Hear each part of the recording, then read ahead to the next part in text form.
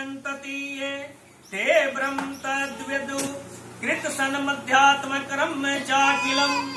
थोड़ा इधर से भी आकर नजदीक से शब्द लेते जाओ, नजदीक से जाकर लेते जाओ बारी बारी से। इधर मामाश्रित्य पद्मे मदाश्रय का यतंती पद्मे योगम जन का युक्त चेत स पद्मे में आसक्त मना का उपसंहार किया गया है। इसी अध्याय के आरंभ में जो समक्रम पद आया था उसको यहाँ ब्रह्मध्यात्म क्रम अधिभूत अधिद्वय अधियज्ञ कहा गया है।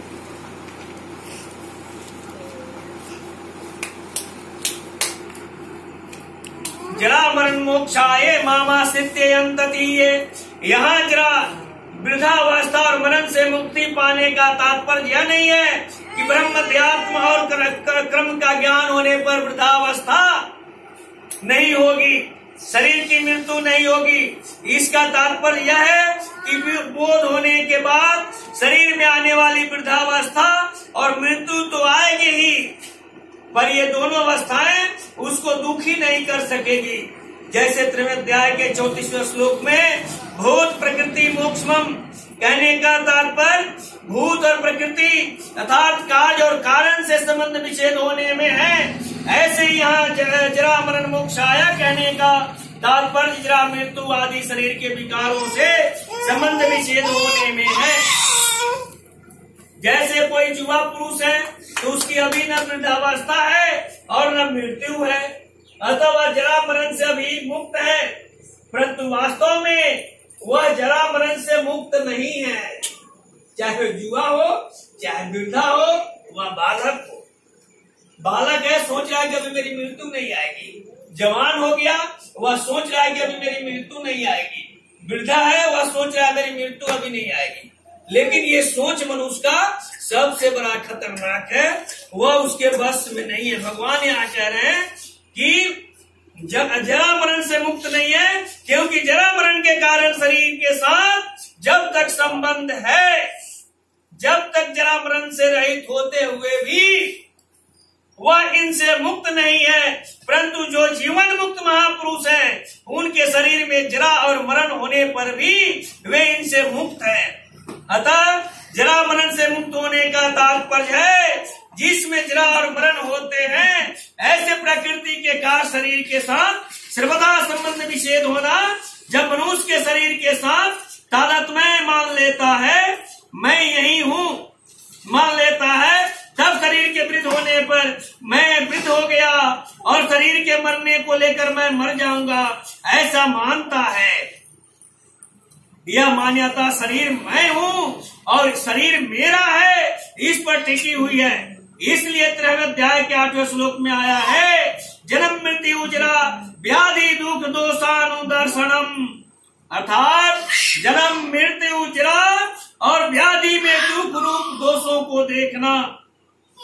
इसका तात्पर्य है कि शरीर के साथ मैं और मेरापन का संबंध न रहे। जब मनुष्य मैं और मेरापन से मुक्त हो जाएगा तब वह जरा मरण आदि से भी मुक्त हो जाएगा, क्योंकि शरीर के साथ माना हुआ संबंध ही वास्तव में जन्म का कारण है।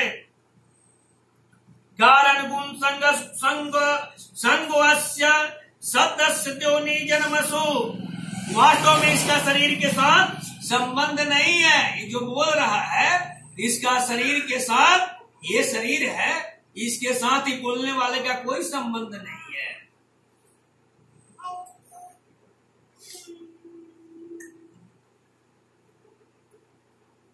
संबंध नहीं है।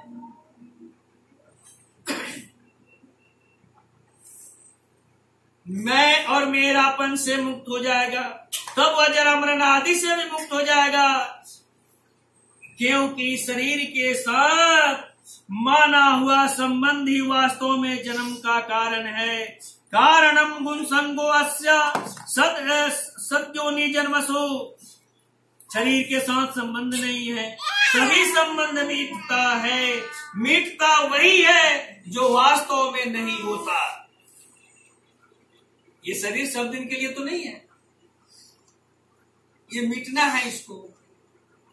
यहाँ ममाश्रित्य यान्तति, ये पदों में आश्रय लेना और यत्न करना, इन दो बातों को कहने का तात्पर्य है कि मनुष्य अगर स्वयं यत्न करता है तो अभिमान आता है कि मैंने ऐसा कर लिया, मैंने फलना को मार दिया जिससे ऐसा हो गया।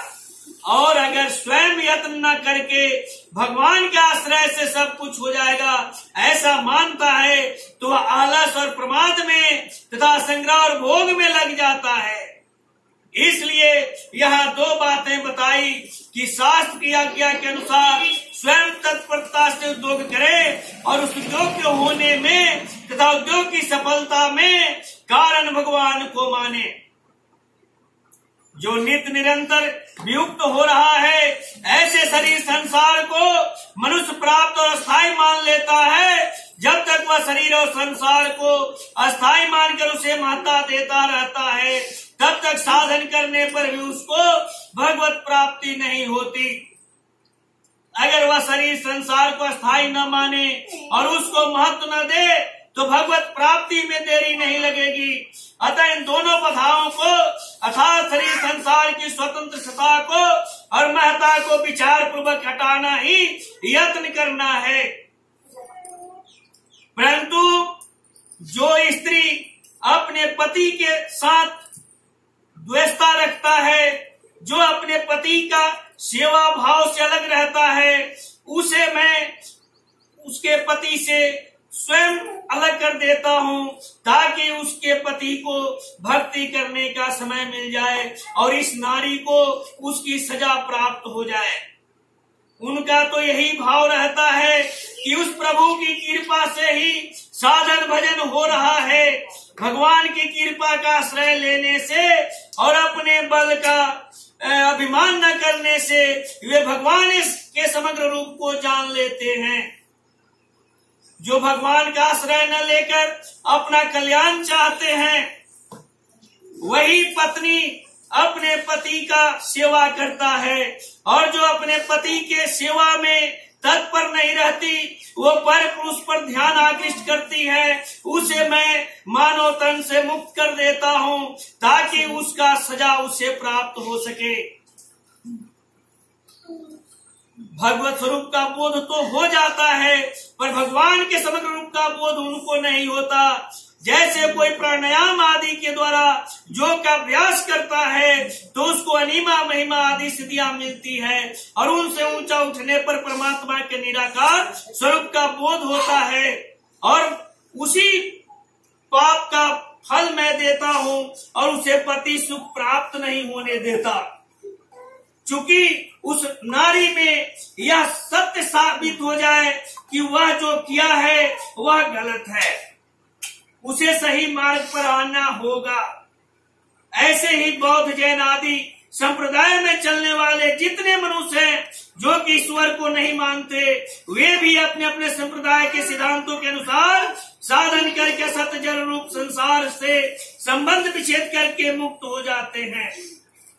जैसे ब्याही स्त्री किसी पर पुरुष का संगत करता है उसे मैं कभी क्षमा नहीं कर सकता, परंतु जो संसार से विमुख होकर जो पुरुष ब्याहित स्त्री को यत्न देकर प्रयत्न करते हैं उनको भगवान के समग्र रूप का बोध होकर भगवत प्रेम की प्राप्ति हो जाती है। यह विलक्षणता बताने के लिए ही भगवान ने यहाँ मामाश्रित्य यान्तति ये कहा है। ते ब्रह्मदत्त इस तरह से यत्न साधन करने पर वे मेरे स्वरूप को था जो निर्गुण निराकार है, जो मन बुद्धि इंद्रियों आदि का विषय नहीं है, जो सामने नहीं है, शास्त्र जिसका परोक्ष रूप से वर्णन करते हैं उस सच्चिदानंद घन ब्रह्म को जान जाते हैं। ब्रह्म के साथ तत् शब्द देने का तात्पर्य यह है कि प्राय सभी तत् शब्द से कहे जाने वाले जिस परमात्मा को परोक्ष रूप से ही देखते हैं, जैसे स्त्री अपने पति को ही परमात्मा के रूप में देखता है वहां मैं स्वयं मौजूद हो जाता हूँ, ऐसे परमात्मा का भी वे साक्षात अपरोक्ष रूप से अनुभव कर लेते हैं। उस परमात्मा की सत्ता प्राणी मात्र में स्वतः सिद्ध है। कारण को परमात्मा किसी देश में न हो, किसी समय में न हो, किसी वस्तु में न हो और किसी व्यक्ति में न हो, ऐसा नहीं है। प्रतीत वह सब देश में है, सब समय में है, सब वस्तुओं में है और सब व्यक्तियों में है। ऐसा होने पर भी वह अपर्याप्त क्यों दिखता है? जो पहले नहीं था बाद में नहीं रहेगा, अभी मौजूद रहते हुए भी प्रतिक्षण भी युक्त हो रहा है, अभाव में जा रहा है, ऐसे शरीर संसार की सत्ता और महत्ता स्वीकार कर ली, इससे नित्य प्राप्त परमात्मा तत्व अप्राप्त दिख रहा है। कृत्सन मध्यात्मम, वे संपूर्ण अध्यात्म को जान जाते हैं, अर्थात संपूर्ण जीव तत्व से क्या है इस बात को वे जान जाते हैं। 15वें अध्याय के 10वें श्लोक में कहा है कि जीव के द्वारा एक शरीर को छोड़कर दूसरे शरीर को प्राप्त करने की विमूढ़ पुरुष नहीं जानते और ज्ञान चक्षु वाले जानते हैं। इसको जानने का तात्पर्य नहीं कि जीव कितने हैं, वे क्या क्या करते हैं, उनकी क्या क्या गति हो रही है, इसको जान जाते हैं। प्रत्युत आत्मा शरीर से अलग है, प्रत्युत आत्मा शरीर से अलग है, इसको तब से जान जाते हैं और अनुभव कर लेते हैं। भगवान के आश्रय से साधक का जब क्रियाओं और पदार्थों से संबंध विच्छेद हो जाता है, तब वह अध्यात्म तत्व को, अपने स्वरूप को जान जाता है। केवल अपने स्वरूप को नहीं, तीनों लोकों और 14 भुवनों में जितने भी स्थावर जंगम प्राणी हैं, उन सब का स्वरूप शुद्ध है, निर्मल है, प्रकृति से संबद्ध है। अनंत जन्मों तक अनंत क्रिया और शरीरों के साथ एकता करने पर भी उनकी कभी एकता हो ही नहीं सकती, और अनंत जन्मों तक अपने स्वरूप का बोध न होने पर भी वे अपने स्वरूप से कभी अलग हो ही नहीं सकते। ऐसा जानना संपूर्ण अध्यात्म तत्व को जानना है। कर्म चाखिलम विदु, ये संपूर्ण कर्मों के वास्तविक तत्व को जान जाते हैं, अर्थात सृष्टि की रचना क्यों होती है, कैसे होती है और भगवान कैसे करते हैं, इसको भी वे जान जाते हैं। जैसे भगवान ने चारों वर्णों की रचना की, उस रचना में जीवों के जो गुण और क्रम है, अर्थात उनके जैसे भाव हैं और उन्होंने जैसे कर्म किए हैं, उनके अनुसार ही शरीरों की रचना की गई है। उन वर्णों में जन्म होने में स्वयं भगवान की तरफ से कोई संबंध नहीं है, इसलिए भगवान में कर्तृत्व नहीं है और फलेच्छा भी नहीं है। चौथे अध्याय का 13वां 14वां श्लोक तात्पर्य हुआ कि सृष्टि की रचना करते हुए भी भगवान कर्तृत्व और फलाशक्ति से सर्वथा निर्लिप्त रहते हैं। ऐसे ही मनुष्य मात्र को देश काल परिस्थिति के अनुरूप जो भी कर्तव्य कर्म प्राप्त हो जाए, उसे कर्तृत्व और फलाशक्ति से रहित होकर करने से वह कर्म मनुष्य को बांधने वाला नहीं होता, अर्थात वह कर्म फल जनक नहीं बनता। तात्पर्य है कि कर्मों के साथ अपना कोई संबंध नहीं है, इस तरह से उनके साथ निर्लिप्तता का अनुभव करना ही अखिल कर्म को जानना है। जो अनन्य भाव से केवल भगवान का आश्रय लेता है, उसका प्राकृतिक क्रियाओं और पदार्थों का आश्रय छूट जाता है। इससे उसको यह बात ठीक तरह से समझ में आ जाती है कि ये सब क्रियाएं और पदार्थ परिवर्तनशील और नाशवान हैं, अर्थात क्रियाओं का भी आरंभ और अंत होता है। जैसे किसी पुरुष ने ब्याहुत नारी पर दृष्टि उठाता है तो उसका जीवन 7 जन्मों तक मैं नष्ट कर देता हूँ, तथा पदार्थों की भी उत्पत्ति और विनाश, संयोग और वियोग होता है। ब्रह्मलोक तक की कोई भी क्रिया और पदार्थ नित्य रहने वाला नहीं है, अतः कर्मों के साथ मेरा किंचित मात्र भी संबंध नहीं है, यह भी अखिल कर्म को जानना है।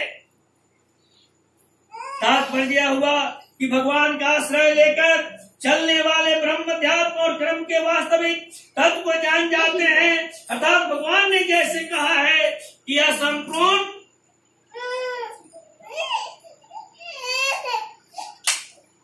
संसार में मेरे में ही ओतप्रोत है और सब कुछ वासुदेव ही है।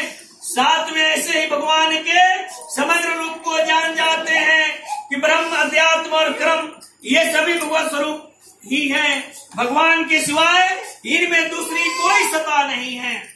बोलिए प्रेम से कृष्ण भगवान माता राधा सतभामा रुक्मिणी की जय। आज मैया की जय, यही जगैया की जय। जय